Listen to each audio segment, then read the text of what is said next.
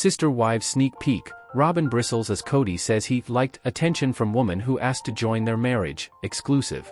In People's exclusive sneak peek of Sister Wives, Robyn explains why it's not usually proper to go hitting on a guy without talking to his wife first. Need to know. Kody Brown delivers a message to his wife Robyn in the latest episode of Sister Wives. In People's exclusive sneak peek of the TLC show's November 2nd episode, Kody tells Robyn that another woman reached out to join their marriage. "I find it very inappropriate that they would send it to Kody," Robyn says. Kody Brown is getting a request to add a third person to his marriage with Robyn, but she's not so thrilled about the woman's approach. In People's exclusive sneak peek of the Sunday, November 2nd episode of Sister Wives, Kody tells Robyn about a certain email he received from a prospective plural marriage participant, even though he and Robyn, 46, haven't been in one for some time after the dissolution of Kody's plural marriages to Meri Brown, Janelle Brown, and Christine Brown. The Brown family patriarch, 55, presents the news to Robyn as another one of those emails from some woman in the new episode. "She was talking about plural marriage," Kody reveals. "She's chastising me for deciding to quit plural marriage. She's calling me out and then asking, sort of, to get to know us for the purpose of joining the family." After Kody chuckles to himself, Robyn responds with a "wow" and explains how she really feels about the whole thing while talking to the cameras. "I find it very inappropriate that they would send it to Kody," she says. "It's not usually proper to go hitting on a guy. You must first seek approval from the sister wives, starting with at least one of them." Elsewhere in the clip, Kody admits that he's had a lot of letters come in from prospective lovers asking him to reconsider plural marriage. Who doesn't like a little bit of attention? But at the same time, that's a craziness that I don't want to indulge.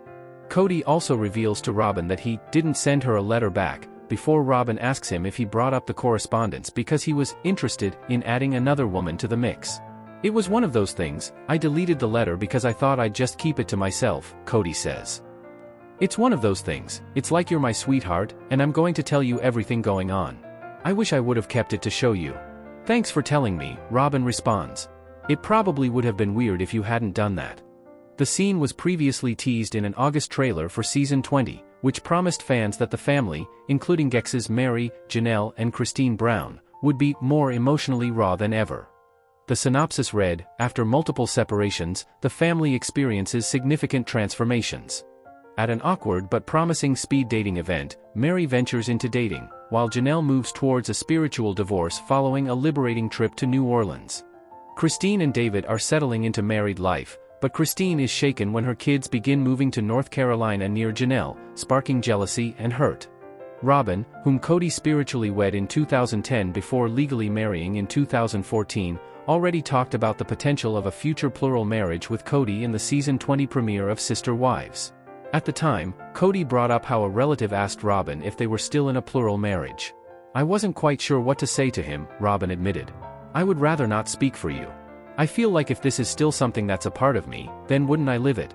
Robyn later explained that if there was somebody who was really supportive and really wanted to work and really wanted a relationship with me as well as with you, not just you, and then we were guaranteed that it was going to be okay and it was going to be wonderful and it was going to be what I always dreamed it was supposed to be, then she would consider plural marriage again more seriously. The two eventually agreed that sex wasn't a good enough reason to put their marriage at risk. "So, it's you and me, baby. Monogamy, does it work for you? Will it work for you?" Kody eventually asked as Robyn answered, "Sounds good." "It sounds good, I'm good." Sister Wives has documented the ups and downs of the Brown family since 2010. In 2021, Kody and Christine made the initial announcement of their separation, followed by Janelle's confirmation the following year. Days later, People confirmed the dissolution of his 32-year marriage with his first wife, Meri. He and Robyn are now in a monogamous relationship. Sister Wives shock, Robyn Bristles as Kody Brown admits he liked attention from another woman. When Sister Wives promised fans a more emotionally raw 20th season, few could have predicted just how uncomfortable the Brown family's newest revelation would feel. In a scene that instantly lit up social media, Robyn Brown was forced to confront her husband Kody's latest confession, that a stranger reached out to him about joining their marriage and that he liked the attention. For longtime viewers who have watched the slow unraveling of the Brown family's plural marriage, this moment lands like a strange echo of the past. Years ago, Kody was the man proudly juggling 4 wives, Meri, Janelle, Christine, and Robyn, touting spiritual connection and divine principle as the cornerstones of their lifestyle. Now, in the aftermath of 3 painful separations, he and Robyn stand alone as the last couple still carrying the sister wives' name. A single unsolicited email threatens to reopen all the wounds that tore the family apart, just as Kody and Robyn have been learning how to live monogamously. An unwanted invitation. The moment arrives early in the November 2nd episode. Sitting across from Robyn, Kody casually mentions another one of those emails, an all-too-familiar phrase for the couple, who have long received letters from strangers wanting to join the family. But this one hits differently. "She's chastising me for deciding to quit plural marriage," Kody explains with a half-smile. "She's calling me out, then asking, sort of, to get to know us for the purpose of joining the family." To anyone else, that might sound like an odd curiosity. To Robyn Brown, it's a clear violation. Before she even finishes processing the words, her eyes flash with disbelief. "I find it very inappropriate that they would send it to Kody," she says sharply in a confessional. "It's not usually proper to go hitting on a guy. You have to go through the sister wives, at least one." Her tone carries the full weight of her experience. After years of living in the middle of plural marriage politics, Robyn knows exactly how boundaries get blurred and resentments fester. And while she may be the last woman standing beside Kody, she's not about to pretend she enjoys being the recipient of other women's proposals. Kody's confession: who doesn't like a little attention? What really stings, though, isn't the email, it's Kody's reaction to it. As Robyn processes the news, Kody chuckles. Then he admits that he's received many letters from women asking him to reconsider plural marriage. His next words make Robyn's expression tighten. "Who doesn't like a little bit of attention?" Kody shrugs, trying to play it off. But at the same time, that's a craziness I would rather not indulge. Fans who have followed the Browns since their early TLC days find this comment to be reminiscent of Kody's classic charm and tone deafness. For a man who spent years claiming to be exhausted by the emotional chaos of multiple marriages, the idea that he still enjoys the attention from would-be sister wives hits like a contradiction. And for Robyn, who has endured public scrutiny as Kody's favorite and often his only emotional confidant, it's a painful reminder of the insecurity that still lingers beneath their union. Robyn's response: calm surface, deep frustration. Robyn, ever the composed peacemaker, doesn't explode. She simply breathes out a quiet, "wow," but her expression says more than words could. Later, in her solo interview, she elaborates. "It's not just inappropriate," she explains. "It's disrespectful.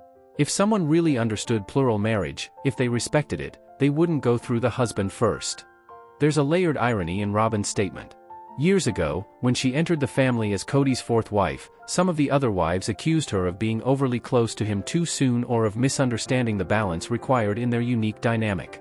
Now, the same woman once viewed as an interloper is the one defending the sanctity of plural courtship. Long-term sister wives viewers recognize this reversal. Many see it as evidence of Robyn's evolution, from newcomer to the last wife standing, from the cause of friction to its quiet observer. Others, however, read the moment differently, as a flash of possessiveness, a rare glimpse of the woman who now guards what's left of her life with Kody with fierce exclusivity. Either way, her bristling response is human, and painfully telling. Kody's attempt at damage control. After a few seconds of awkward silence, Kody tries to explain himself. "It was one of those things," he says. "I deleted the letter because I thought I'd just keep it to myself. But you're my sweetheart, I'm going to tell you everything going on. I wish I'd kept it to show you." Robyn replies somewhat dryly, "Thanks for telling me. It would have been weird, probably, if you didn't." That single exchange captures years of marital tension in miniature. Robyn's gratitude is genuine but tinged with disbelief, as if she's not entirely sure whether to thank him for his honesty or to question why the story came up at all. Kody's delivery, meanwhile, reveals his ongoing struggle with transparency.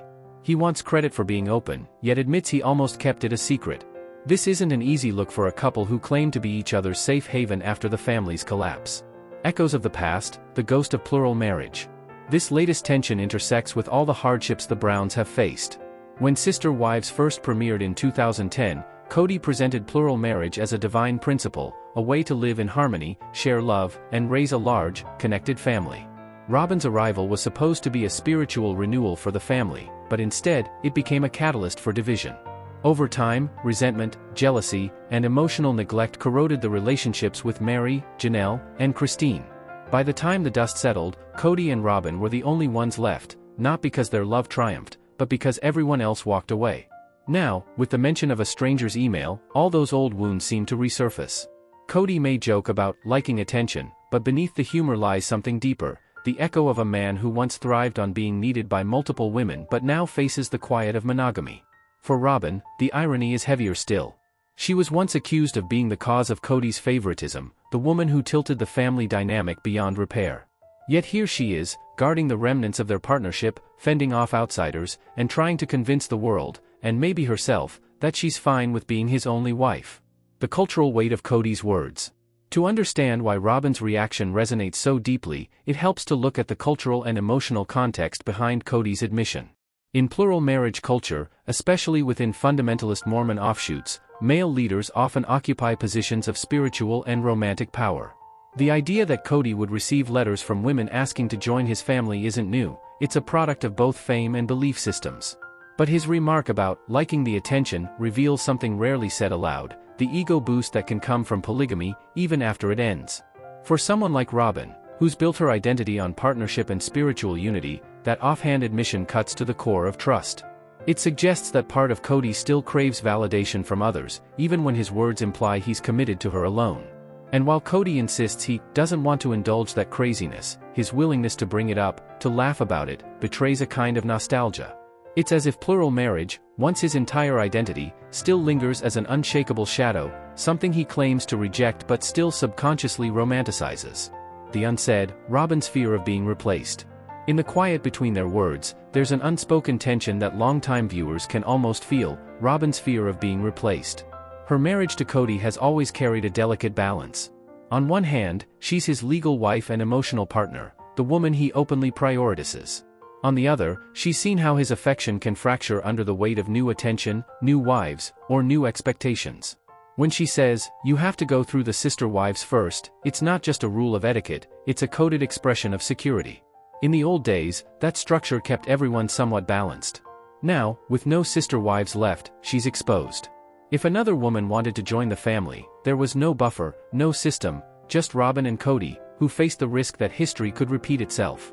The sting of Kody liking the attention isn't about jealousy, it's about vulnerability. It reminds Robyn that, even after everything, she's not immune to being replaced in the story she once joined. Season 20, a mirror of raw emotion. This moment between Kody and Robyn isn't just a small marital hiccup, it's the emotional centerpiece of what TLC has promised as the show's most revealing season yet. The trailer for Sister Wives Season 20 teases major turning points for each family member. Meri explores dating again. Janelle embarks on a spiritual divorce after finding liberation in New Orleans. Christine, newly married to David Woolley, wrestles with jealousy as her kids gravitate toward Janelle in North Carolina. Against all that movement, Kody and Robyn's storyline feels static, two people stuck in the aftermath, trying to rebuild a monogamous life while still haunted by the polygamist framework they can't fully escape. In earlier episodes, Robyn admitted that she still felt uncertain about her place in Kody's life and faith. When asked by a relative if they were still in a plural marriage, she confessed she wasn't quite sure what to say. That ambiguity now echoes through every conversation they have. The what-if conversation. Earlier in the season, the couple even discussed hypotheticals. Would they ever consider another plural marriage again? Robyn, hesitant but idealistic, said she might if the right woman came along, someone who was genuinely supportive and loving toward both of them. If there was somebody who really wanted to work, really wanted a relationship with me as well as with you, she mused, and we had a guarantee that it was going to be wonderful, then I would consider it. Kody listened, nodded, then admitted that sex alone wasn't a compelling enough reason to risk their bond. "So, it's you and me, baby. Monogamy, does it work for you?" he asked. Robyn smiled and said, "Sounds good. I'm good." At the time, it felt like closure. But now, Kody's latest confession has called into question that peaceful exchange. When he acknowledges that he enjoyed another woman's attention, even for a brief moment, it disrupts the harmony they have worked so hard to establish. Public reaction, fans take sides, again. The Sister Wives fanbase, never shy about sharing opinions, erupted after the sneak peek dropped. On social media, many viewers sided with Robyn, praising her for setting boundaries and refusing to play along with Kody's casual attitude. Comments flooded in with lines like, "Finally, Robyn gets a taste of her own medicine, and she doesn't like it." Others defended her, arguing that she's matured, that the cause isn't karma but clarity. Meanwhile, Kody drew heavy criticism for his remarks. Fans accused him of disrespecting Robyn and trivializing the emotional toll of plural marriage. One viral post summed it up bluntly, "Kody misses the attention, not the wives." Even among longtime supporters, there's growing skepticism about whether he's truly committed to monogamy. His body language, laughing, downplaying, or reminiscing, suggests a man who hasn't fully let go of the life he once ruled. A marriage under pressure. Behind the scenes, it's easy to imagine how isolating this new phase must feel for both of them. For Kody, life as a monogamist is quieter, lonelier, and stripped of the validation that came from managing a sprawling family. For Robyn, it's the opposite. She's now carrying the emotional labor of what used to be divided among 4 women. The dynamic has inverted completely. The man who once claimed plural marriage was about shared love now faces the uncomfortable truth that exclusivity requires constant emotional honesty, something he's never had to master. The email from that unknown woman, then, isn't just a plot device. It's a mirror, reflecting all the unresolved parts of their relationship: Kody's craving for attention, Robyn's protective instinct, and their mutual uncertainty about what the future holds. The irony of proper in a polygamist world. Robyn's line, "It's not proper to go hitting on a guy without talking to his wife first," became an instant meme. Fans couldn't help but notice the irony, the concept of proper behavior in a relationship structure that once required sharing a husband. But beneath the humor lies a serious truth. For all the chaos of the Brown family's past, plural marriage did operate by a kind of emotional etiquette. There were unspoken hierarchies, rules of introduction, and systems of mutual consent. Without them, jealousy ran wild. In her own way, Robyn isn't mocking those customs, she's mourning them. They were dysfunctional, yes, but they also gave her a framework to belong. Now, with no sister wives left, she's navigating a space without rules, and realizing that even in monogamy, she still has to defend her territory. A marriage built on the ruins of others. It's impossible to watch the scene without remembering what it took for Kody and Robyn to end up here. Their love story, once celebrated, came at a cost. Christine's departure shattered the family dynamics, Janelle's independence exposed Kody's favoritism, Meri's heartbreak became a symbol of emotional neglect. Now, as the last marriage standing, Kody and Robyn must carry the legacy of every fracture, and that's a heavy burden. Every fight, every awkward silence, every confession about liking attention carries the weight of the family that fell apart. Kody may think the email is harmless, but for Robyn, it's a reminder that their stability exists only as long as no one else tests it. The emotional undercurrent, what they're really saying. Underneath the surface dialogue, the entire exchange is a study in subtext. Kody's laughter masks discomfort. It's easier for him to joke about attention than to admit that he misses feeling desired and powerful. Robyn's "wow" isn't just shock, it's a coded message: don't start the cycle again. I can't survive another version of that life.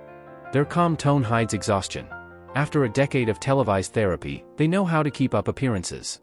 But their eyes, the micro-expressions between lines, tell a different story: 2 people who love each other but no longer speak the same language about love itself.